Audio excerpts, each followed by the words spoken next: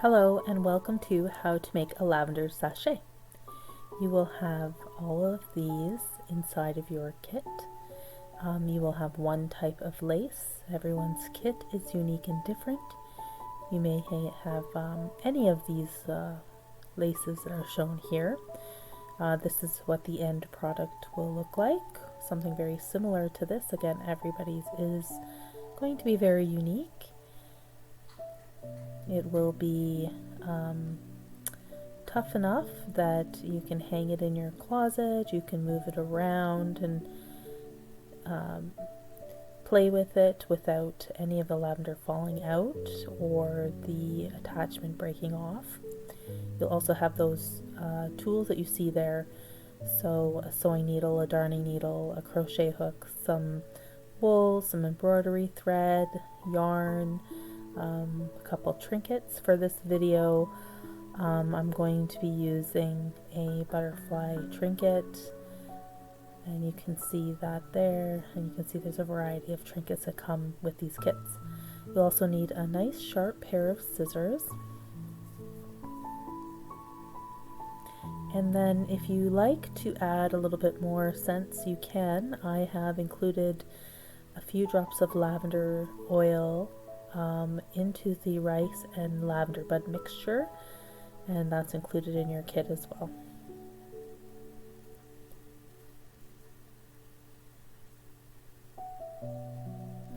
Now here is a simple way to see how to begin a crochet pattern, how to crochet a line. The terminology is chain, slip stitch, and double crochet, and that's what we're going to be using here. So you start by making one circle by tying just a normal knot onto your crochet hook, and then you create a chain of 9 more stitches or 10 more stitches just by doing what I'm doing here. You loop it and pull it through, and essentially you're just creating a chain of loops. So you're going to do this 10 times.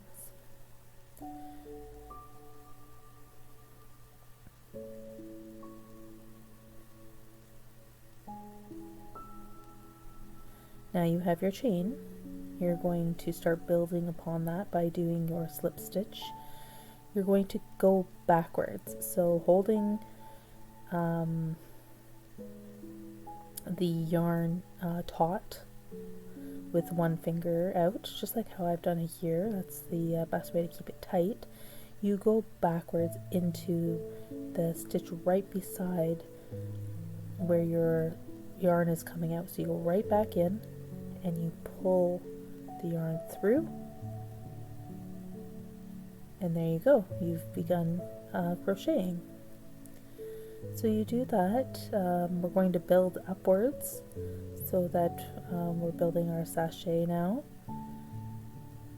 Now you've chained 10, which means you're going to have 9 loops to go into. So you can see we've done 3, and then you just count as you go. We'll go in for 4 next.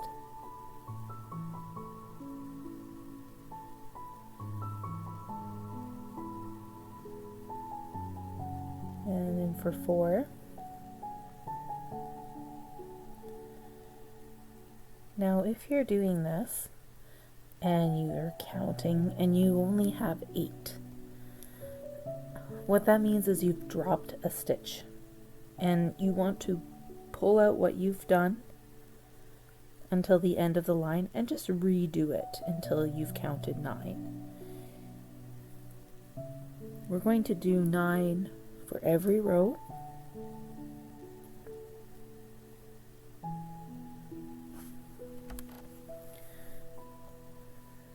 And we will be doing 9 for every row, back and forth. And you're going to go up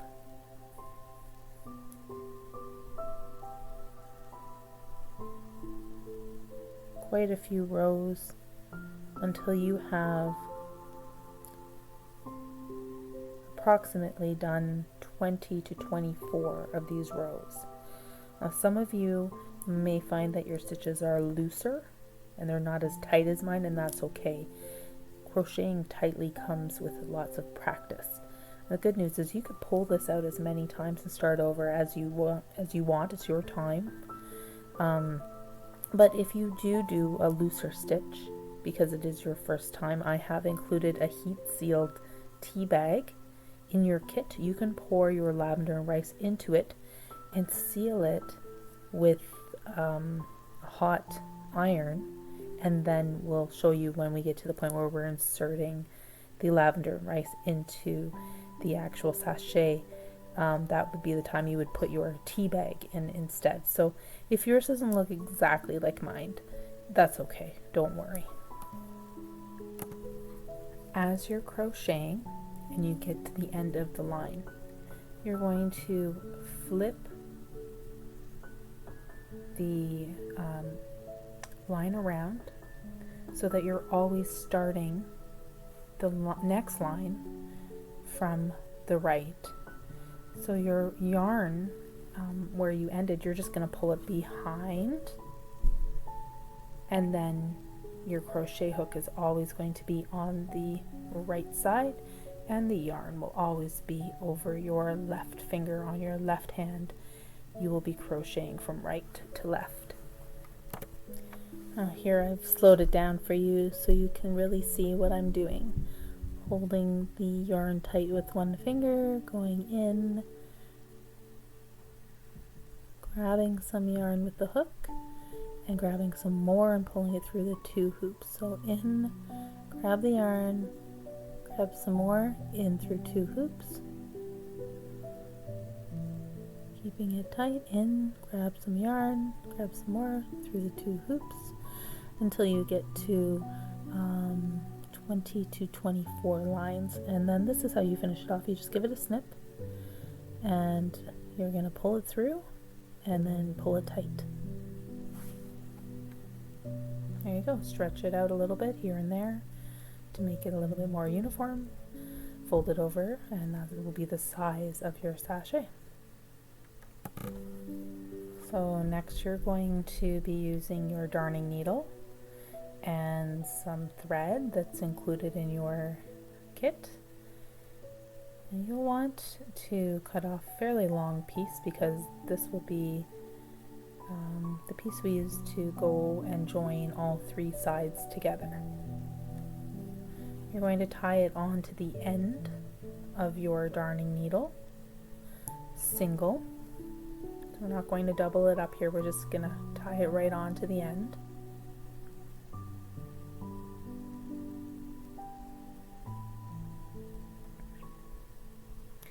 Tie the end in a loop, a larger size knot, so that it doesn't come through when you're pulling. And if that happens, that's okay. Just double or triple tie it there, build it up so it's a ball that won't come through. So look for where your end that you cut off lies, and you want to fold your sachet so that wherever that is, it will end up on the inside of the sachet. So you want what's going to be the inside to look like the outside for now as you're darning it. So you're going to darn it starting from the side next to your fold. You're going to go up one way and then hit a corner and go up one more side. Now what that's going to do, if you've laid it like how I have it here, is you're going to end up with vertical lines, and the opening will be at the top of those vertical lines. Once you've sewn the 2 sides, you will then flip it inside out, and that will give you the now outside of your sachet.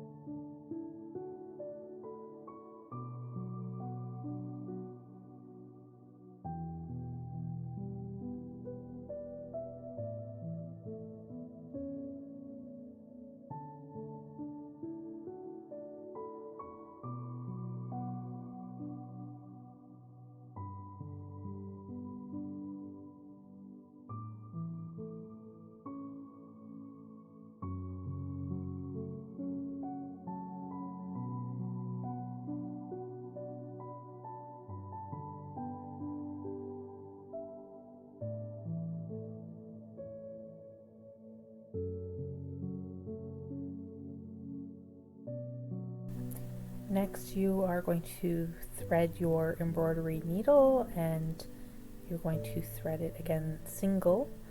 So you're tying it right onto the top of the darning needle, and then a nice ball knot at the end. This is what we're going to use to sew on the lace. So you place the lace in the middle, and you keep that long piece of yarn when you do cut your darning needle off, because you're going to need that long piece to go back through and seal that fourth edge of this. So keep that yarn there. Now you're going to go in through the middle inside and stitch just all along the middle of the outside. So in through the wool, in through the lace. If you've made a big enough knot in your embroidery thread, it shouldn't come through. If it does, that's okay. Take it out, re-knot it. Then you're going to keep the same length. So for every stitch, if you have a lace and you can see like little holes in it, for this one I counted 3 holes, and then I would push the needle out. I'd count 3 and then I'd push it in, so that there was some symmetry to the finished piece. Now if you can't see the holes, what I'm going to say is make sure you have at least 3 stitches across the front, 1 on each side, and 3 stitches across the back. We're only stitching on the top half of the lace. We're not going to go back around and stitch on the bottom.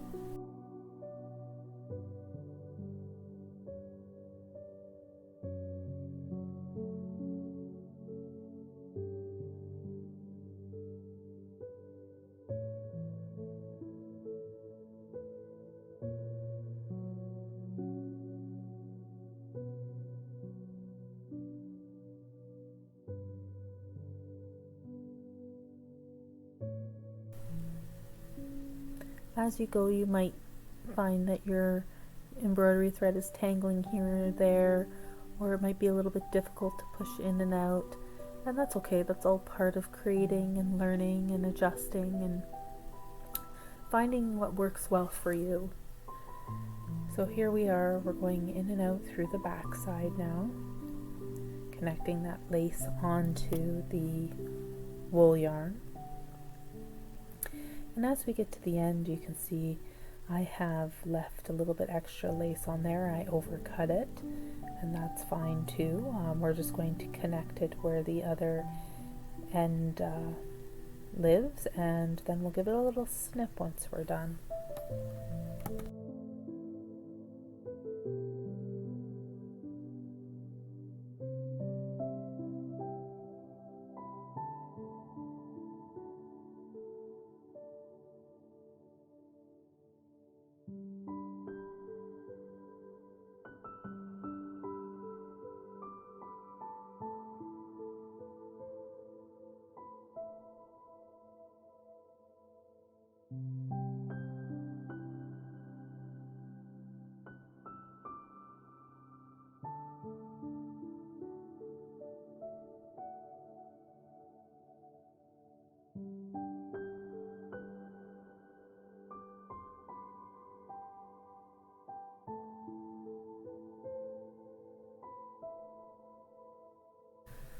Making sure that that lace is on and connected really well just takes some time.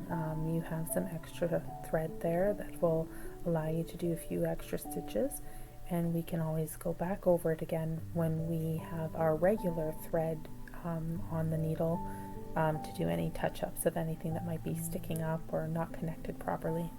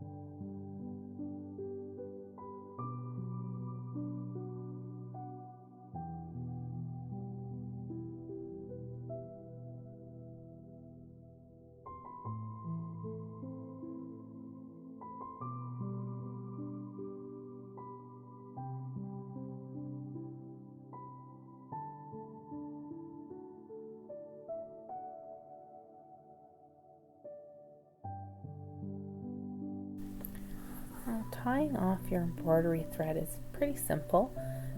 You're going to cut the needle off, and then you're going to make sure that you've tied it and that it's tight and won't come loose. So whatever knot is easiest for you, that's what you're going to use.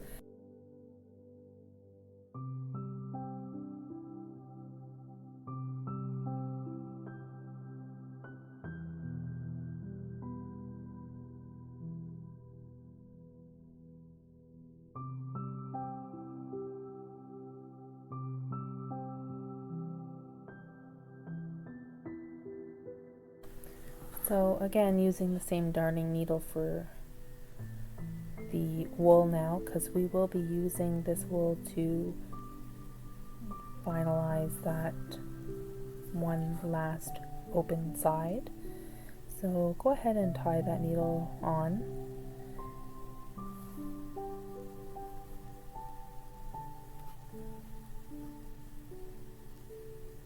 Now we're going to add our rice and lavender bud mixture into the sachet, and remember that for anyone with a loose knot, you can use the heat sealed tea bag provided in your kit.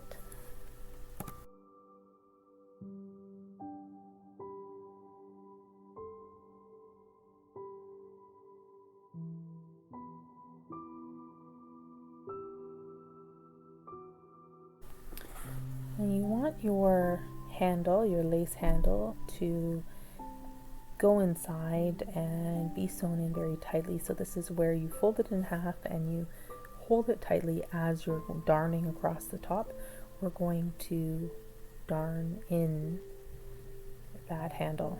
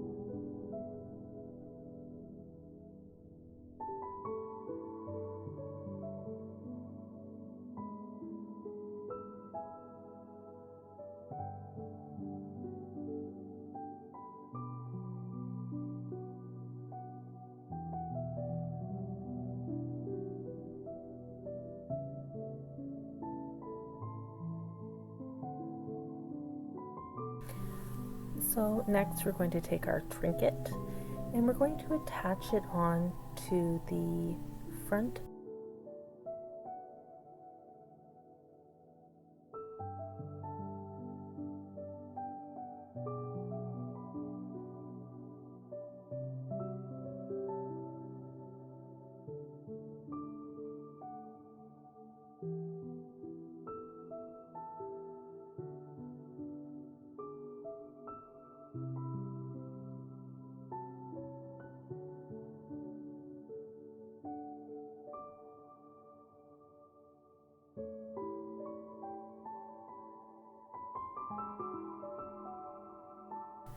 some regular thread, you are going to thread your needle and double it.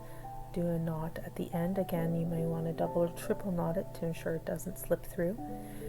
When you're attaching the trinket, every trinket has a little hole in the top of it. You're going to go in through the wool, just a little bit on the front layer, out through the lace, and then out through the trinket's circle, and then back around in through the yarn, out through the lace, out through the trinket's circle. And by now everything should be lining up very well. You want to do that 8 times to ensure your trinket doesn't fall off. When you tie the end of it, simply give it an extra knotting. You will want to dig in and then pull and push it through a hoop in your thread, whether that means separating the 2 pieces that are on your thread and pulling it through the middle and pulling up, or it means hand tying it. Either way, make sure that you do end with a knot.